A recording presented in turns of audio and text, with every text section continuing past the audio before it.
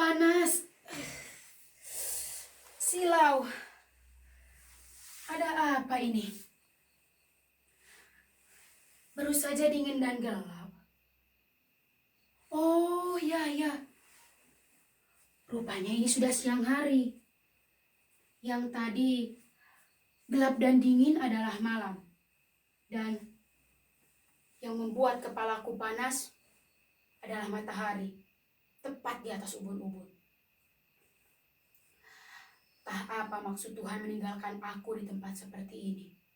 Di tempat ini yang ada hanya siang dan malam, gelap dan terang, panas dan dingin.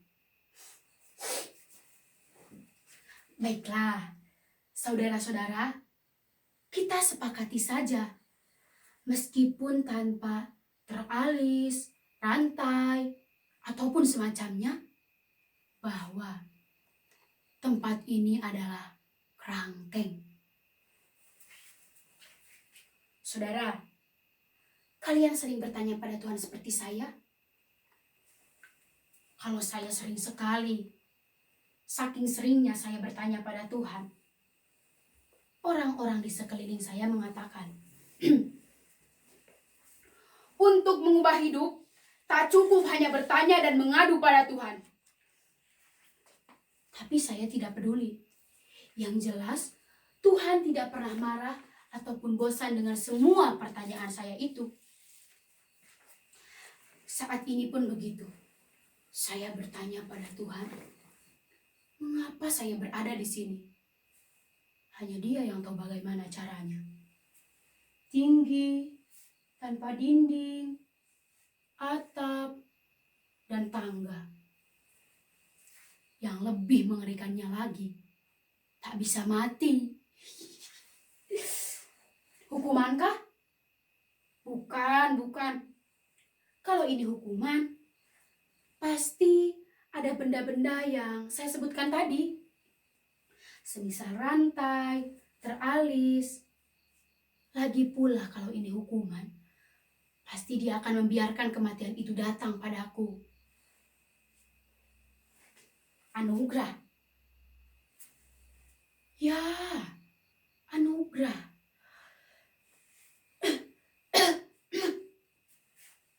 Adakah di antara kalian yang membawa sesuatu yang dapat aku minum?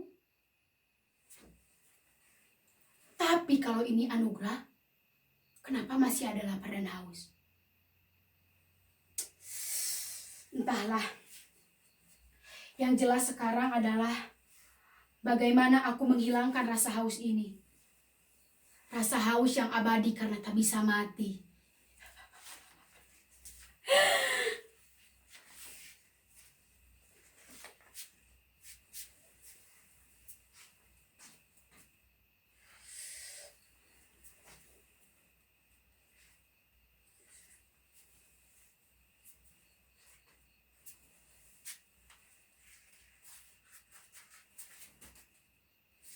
Dengarlah. Hanya suara air itu yang selama ini menjadi penghilang haus.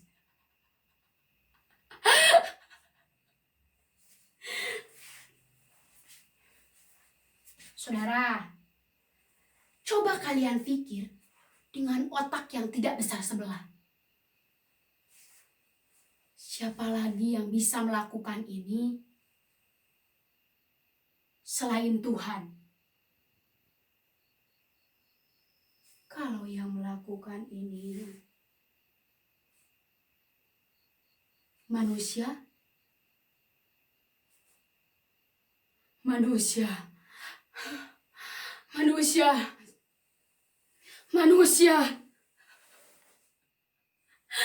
ya, aku ingat sekarang. Sebuah pukulan keras bersarang di kepalaku. Ya, teriakan itu, makian itu. Mereka ingin aku mati pelan-pelan rupanya. Manusia bangsat, binatang. kejam. Percuma. Perempuan yang aku bunuh itu tidak akan hidup lagi.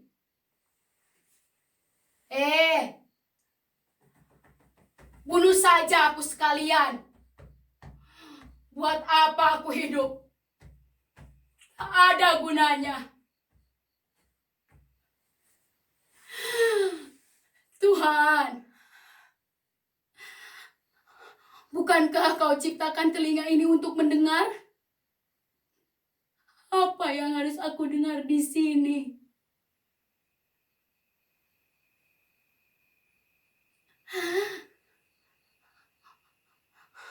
Atau untuk melihat? Apa yang harus aku lihat? Dan mulut untuk berbicara? Apa yang harus aku katakan?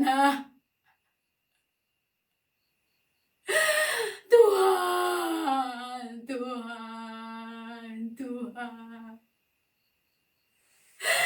Telah aku benturkan kepala ini tapi tak mati. Aku cekik leher ini tapi tak mati. Kenapa Tuhan? Kenapa? Loncat. Ya, mungkin aku bisa mati.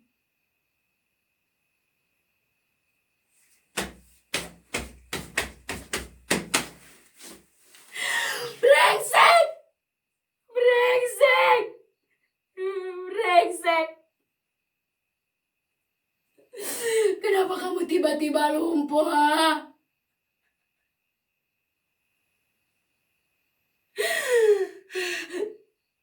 Ampun. Ya, aku tidak akan loncat. Jangan. Jangan Tuhan. Jangan kau katakan kalau semua ini gara-gara aku membunuh perempuan itu. Perempuan itu harus aku bunuh. Hingga semua kelakuannya terkubur tanah.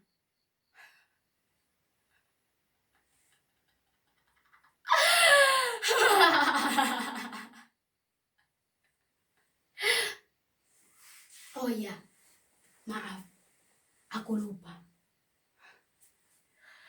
Setelah ayahku pergi, entah di mana pantatnya itu singgah, perempuan itu berkencan dengan banyak lelaki.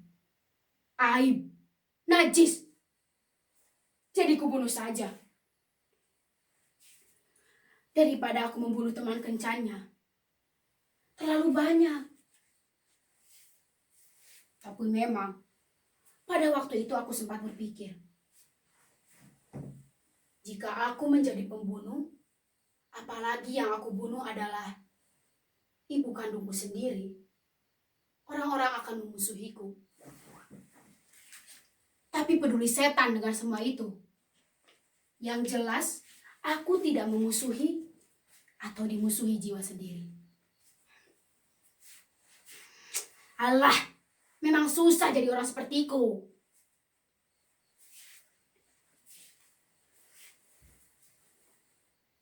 Woi, bagaimana keadaan di bawah? Bagaimana keadaan kuburan perempuan itu? Apa kalian kerangkeng juga? Woi, sudah berapa lama kalian tidak memberiku pembalut? Aku ini perempuan. Oh iya, sebab itu pula aku membunuh perempuan itu. Sebab aku adalah perempuan yang sadar akan keperempuananku.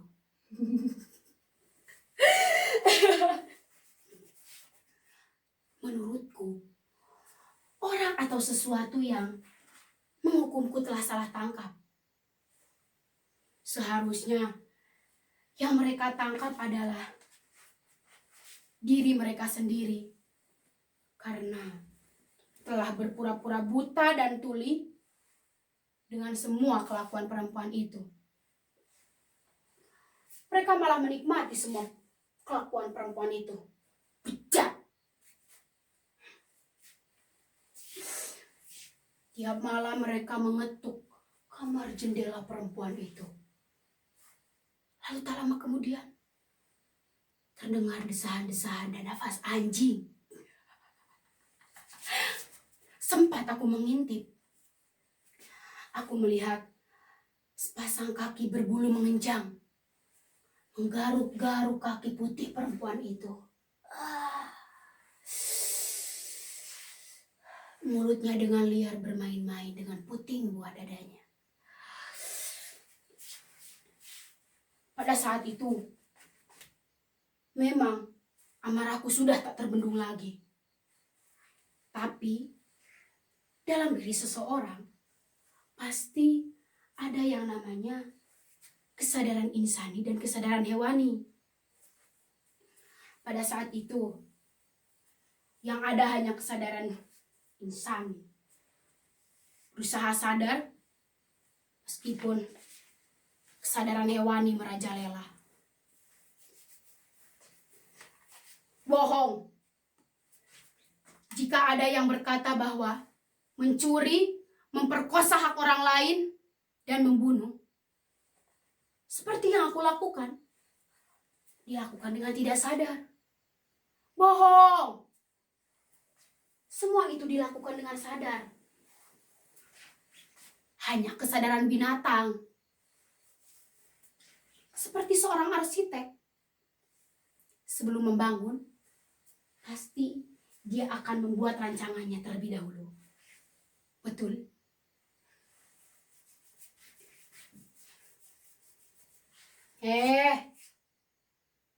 Katakan saja. Jangan bicara dalam hati. Maksud kalian refleks. Refleks itu hanya teori kedokteran. Kalau dokternya gila bagaimana? Apa kalian masih percaya? Pokoknya, sekali lagi binatang. Oh ya, bagaimana? Sudah terbayang kapan dan di mana aku membunuh perempuan itu? Dosa. Berarti kalian semua berdosa karena telah berburuk sangka. Tapi memang, entah malam yang keberapa, ada seorang laki-laki menemui ibuku, memakai pakaian milik bapakku. Lalu dengan bernafsu, dia menyetubuhi perempuan itu. Kudobrak kamar perempuan itu, kujambak rambutnya, kuhantamkan ke tembok, sebelum dia sempat melakukan perlawanan. Aku sadar bahwa ada darah yang mengucur. Dan setelah pukulan menghantam bagian kepalaku, aku tak ingat apa-apa lagi. Tahu-tahu aku sudah ada di sini.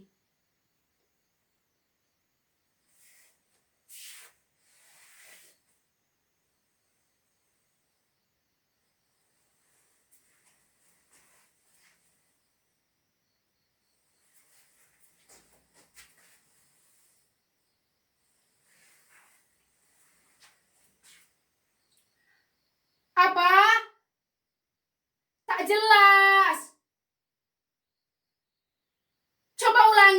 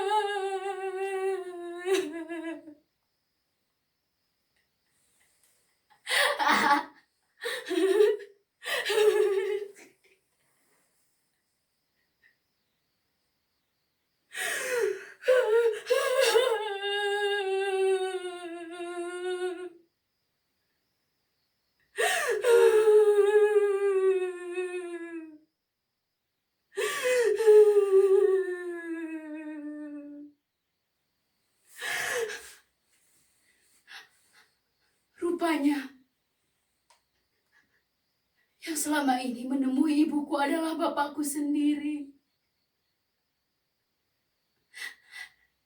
Tapi kenapa, Pak?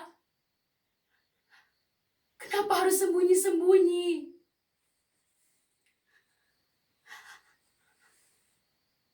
Bukankah Bapak yang berhak dan bertanggung jawab atas ibuku dan aku? Apa Bapak takut disebut pahlawan kesiangan?